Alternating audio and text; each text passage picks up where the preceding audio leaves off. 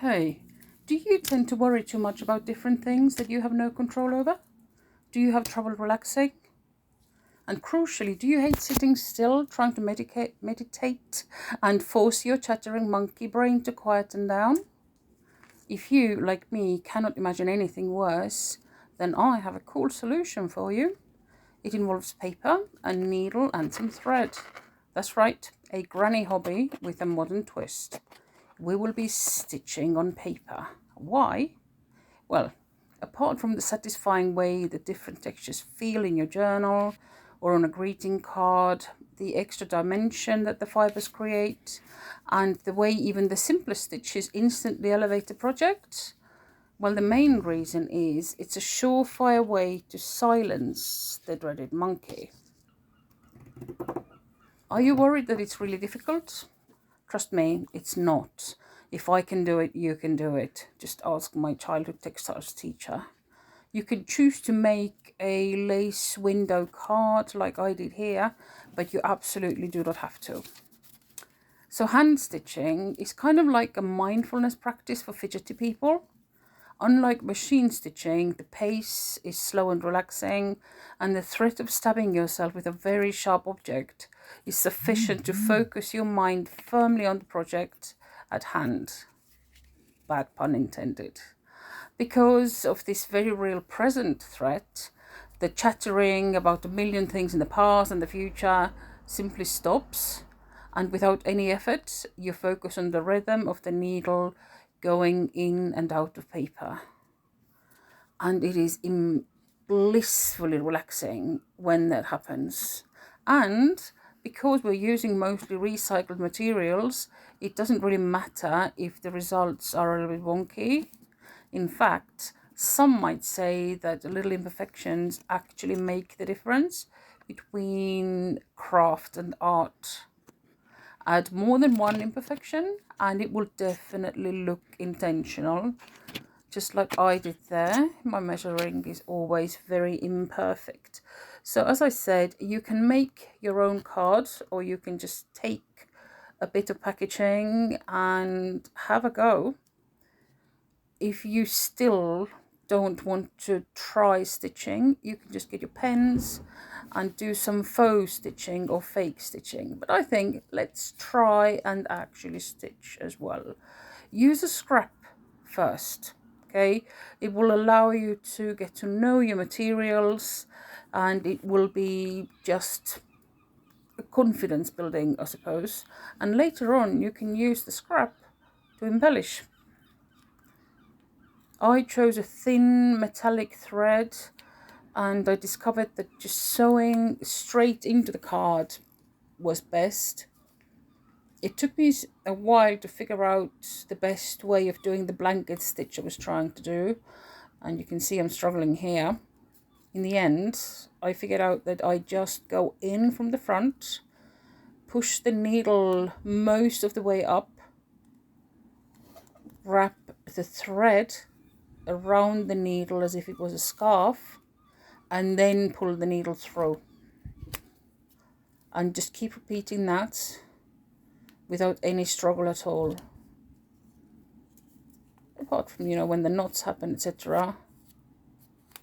But without even noticing, you will end up being in a state of completely blissful concentration.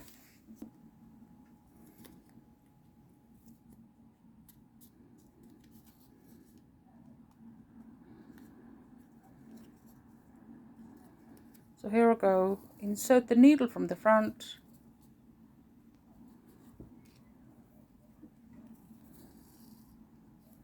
Wrap the thread over the needle. And pull the needle through. You may want to look up a tutorial on YouTube. I'm sure there are better tutorials than this one. This one essentially is an ode to hand stitching. And here we are, very rustic, but so cute. So cute, and it feels so good. I abandoned the blanket stitch half the way through and just did a simple running stitch. So here I'm going for my main project. Just fixing the thread in place. You can just tie a knot as well, or use glue or a bit of tape, whatever you want to just keep the end in place, otherwise you'll just pull it through.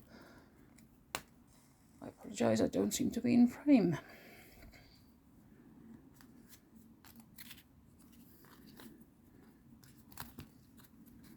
And then you just go in and out, in and out.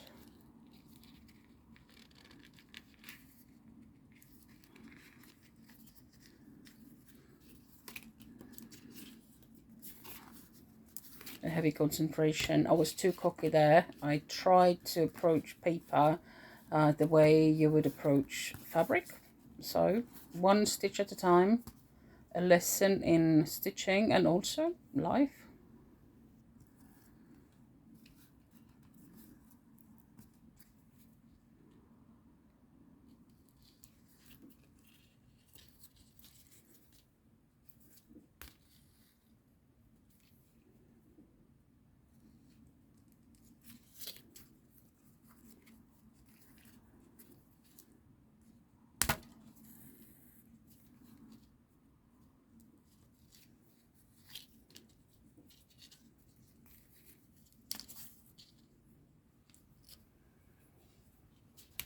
Just keep going in and out, all the way around.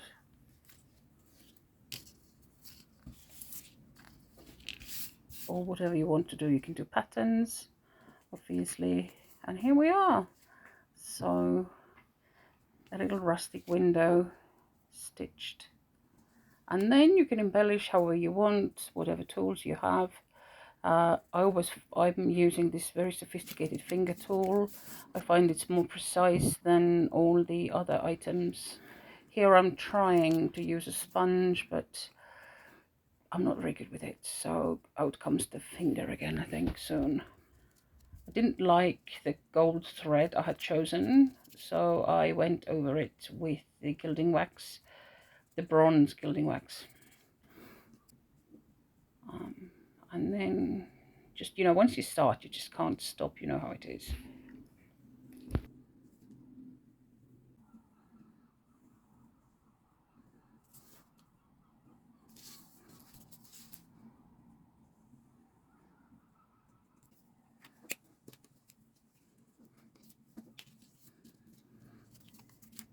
So the bottom line is, have a go.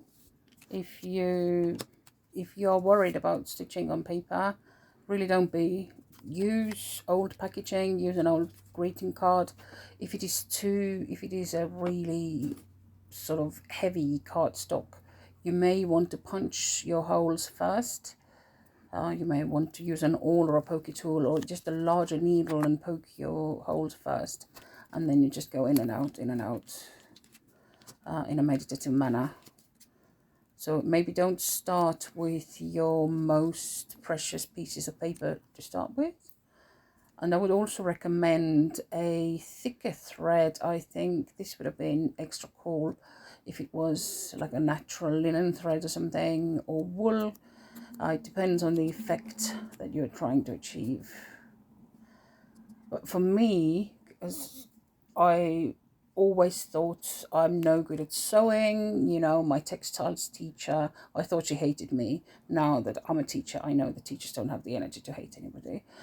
But I just could not please her. And I still I don't want to sew fabric.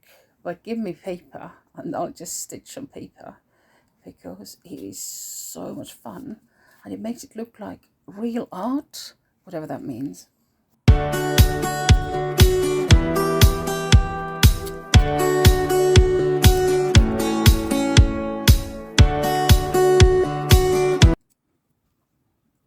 And here I'm covering up some mistakes I made.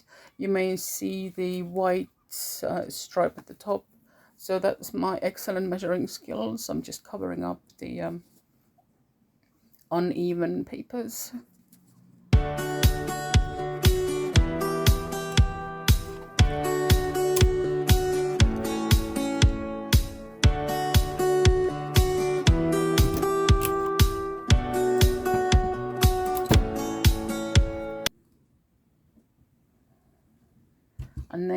you can add brads and paper clips or bulb pins or safety pins or whatever you have.